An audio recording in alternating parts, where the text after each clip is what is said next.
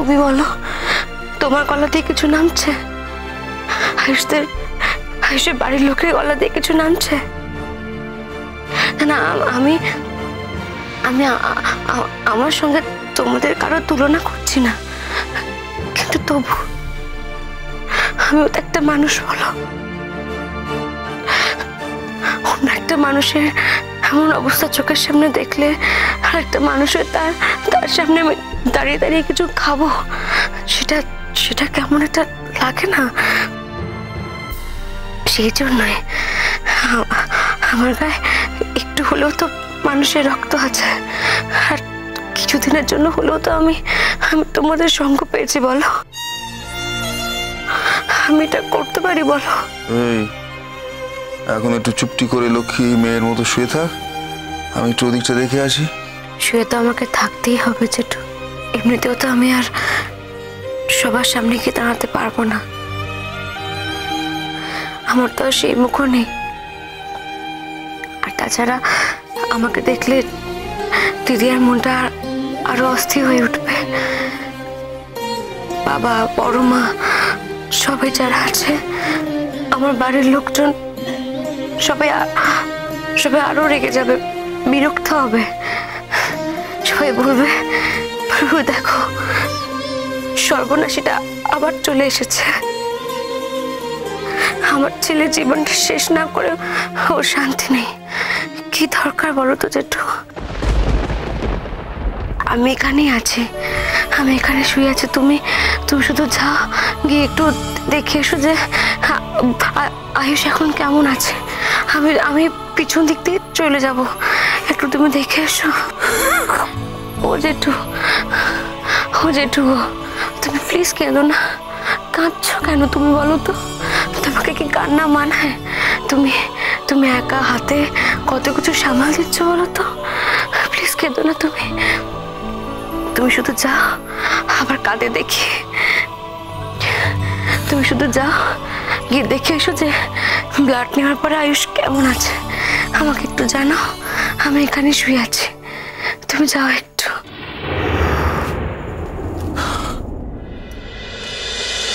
দেব, আমি না আজকে সকালবেলা বুঝতে পেরেছিলাম, জানো তো, আমার ছেলেটার কোনোদিন ভালো হবে না।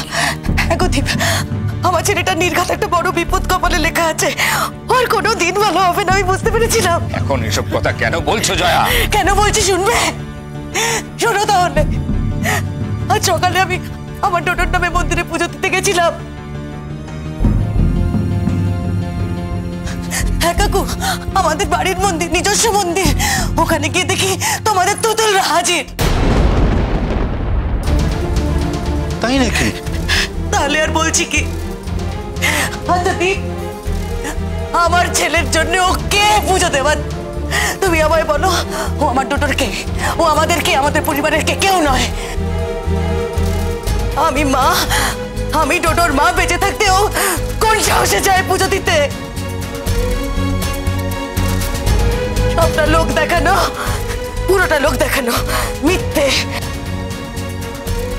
ও সাংঘাতিক মেয়ে বৌদি, আমি এর আগে কোনোদিন এভাবে ওর নামে বলিনি, আজকে বলতে বাধ্য হচ্ছি।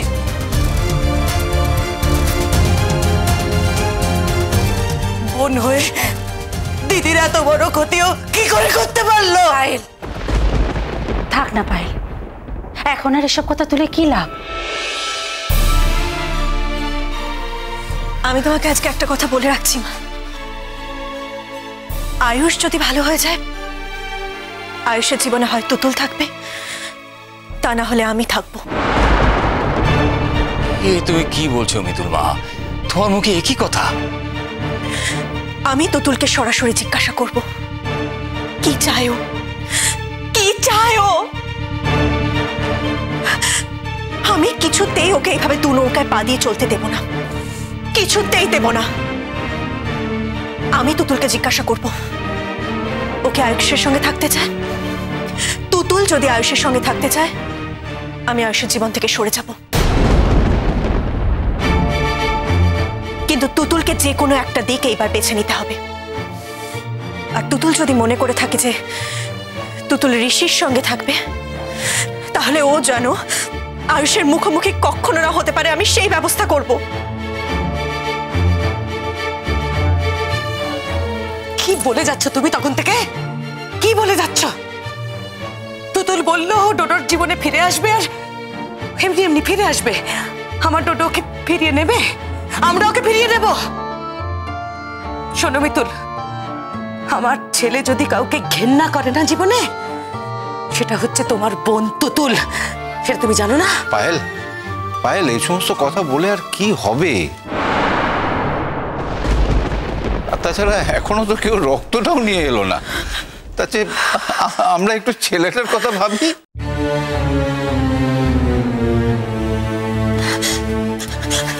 বাবা, বাবা আমি একবার উপরে যাই, আমি একবার দেখে আসি আয়ুষের এখন কি কন্ডিশন। আর যদি এর মধ্যে ব্লাডটা চলে, তুমি একটু প্লিজ উপরে পাঠিয়ে দেওয়ার ব্যবস্থা করো, নাহলে আমাকে একটা ফোন করো, আমি নিজে এসে নিয়ে যাবো, ঠিক আছে? সে আর বলতে রে মা, এখন প্রত্যেকটা মুহূর্ত ভয়াবহ হয়ে দাঁড়াচ্ছে। আমি একটু আগেও তো বৌমাকে ফোন করেছিলাম, বললো কাছাকাছি চলে এসেছি। ও আচ্ছা ঠিক আছে বাবা, আমি দেখে আসি। হ্যাঁ, কি অবস্থা? ও দীপ, দীপ চলো না একবার কেবিনের বাইরে থেকে একবার ছেলেটাকে দেখি, একবারটি দেখবো। শোনো না, ডাক্তারবাবু আমাদের ওপরে যেতে বারণ করেছে। সেটা বাইরে থেকে তুমি তো কিছু দেখতে পাবে না, তার থেকে আমরা এখানেই অপেক্ষা করি। মিতুল আছে তো, দেখো আমার মন বলছে আমার ডোডো ভালো হয়ে যাবে। হ্যাঁ, তো তুমি বলছিলে না সকালবেলায় তুতুলের মুখ দেখেছো বলে ডোডো ভালো হবে না। আমি তোমাকে বলছি, তুমি যেমন তুতুলের মুখ দেখেছো, তেমনি তুমি মিতুলেরও মুখ দেখেছো। তুতুল যতটা আনলাকি, মিতুল ততটাই লাকি। আমি বলছি তোমাকে, ও মিতুলের শাখার জোরে, সিঁদুরের জোরে ভালো হয়ে যাবে। ডোডো আবার ভালো হয়ে যাবে। তুমি মিতুলের উপরে ভরসা রাখো, ভালো হয়ে যাবে, ডোডো ভালো হয়ে যাবে।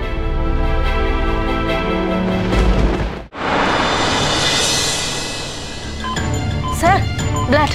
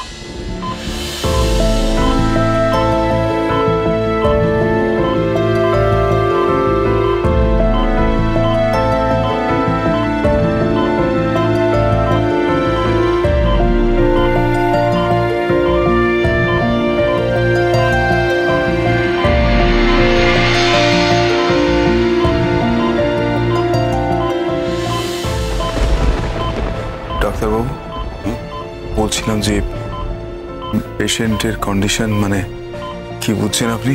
পেশেন্ট যেভাবে কোলাপস করে যাচ্ছিল, ওই রক্ত দেওয়ার পরে তা থেকে একটু একটু করে সার্ভাইভ করছে।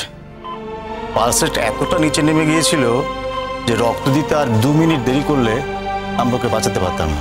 আপনাদের অসীম সৌভাগ্য যে ঠিক সময়ে ঠিক রক্ত দেওয়ার লোক পেয়ে গেছিলেন। আমরা তাকে মিট করব। আর কি বলবো, এটা একটা মিরাকেল। আমার এত বছরের ডাক্তারি জীবনে এরকম কখনো হয়নি। আচ্ছা, যিনি রক্ত দিলেন তিনি এখন কোথায় আছেন? আমি শুয়ে রেখে এসেছি, অনেকটা রক্ত দিয়েছে তো, যদি উঠলে মাথা ঘুরে পড়ে টুলে যায়। না না, ঠিক আছে ঠিক আছে, থাক। তবে উনি এখন বিপদমুক্ত। আমার মনে হচ্ছে যে এই যাত্রায় উনি প্রাণে বেঁচে গেলেন।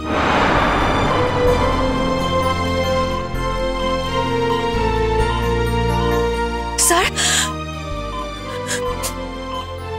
আয়ুষ, আয়ুষ এখন কেমন আছে স্যার? ব্লাড পাওয়া গেছে তো?